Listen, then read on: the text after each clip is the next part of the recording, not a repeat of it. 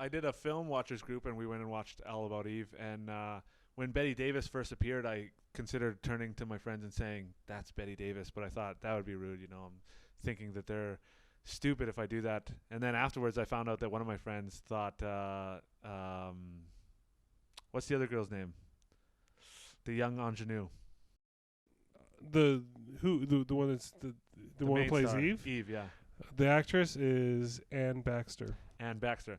He thought Ann Baxter was Betty Davis until the end of the movie. That was a bad story. What a dummy. He's an idiot. It was Sam. It was me. I wasn't even there. That's how bad it was. You thought Ann Baxter was Betty Davis? So, Sam, how did you first come about to watching black and white films?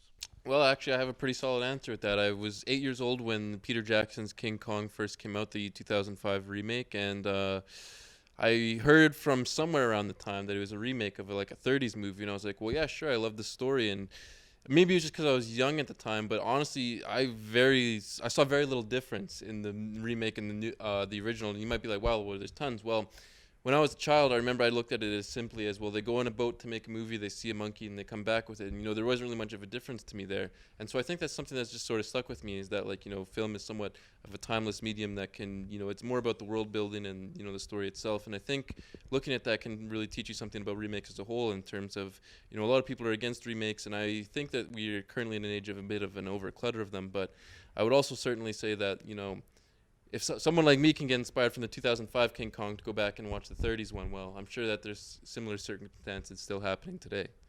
Fact, the story of Robin Hood was remade 5 times between 1910 and 1930. Oh, really? It's too many. That's not a fact. Yeah, it was too many. It was something like 3. Is that probably doesn't even include the Errol Flynn one, hey? That was like 40. Definitely includes that one. Oh, I think that was like 40, wasn't it? No. I'm sorry you guys had to see that. I just watched it the other day on the TCM Blu-ray. They need to remake it, except for it's Robin as a woman. Because Robin can be a female's name. Yeah, time's up. That's right. And it's the Hunger Games. And then it's Tomb Raider. Yeah. What's one black and white film that you guys are looking forward to that you can leave us with? That I'm looking forward to seeing? Oof. Yeah.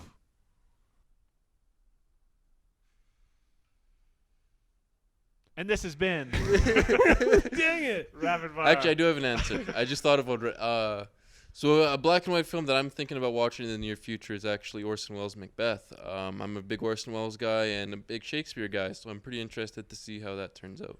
Bro, I'm here. I'm back.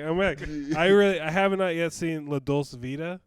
That I want to see. It's an Italian film, and it people wherever they played it, because it's kind of sexy. Yeah. And so all the guys in the Italian villages would come out and watch it, and the women would be like, "Don't watch that. It's too sexy." And so yeah, I think that would be a good one. Brutal pronunciation of La Dolce Vita. Well, I don't know how to talk, so It's Italian. yeah, I barely can speak English, so that's you put a whole other thing in there. It's gonna be tough. La Dolce Vita. Is that it? Did I get it?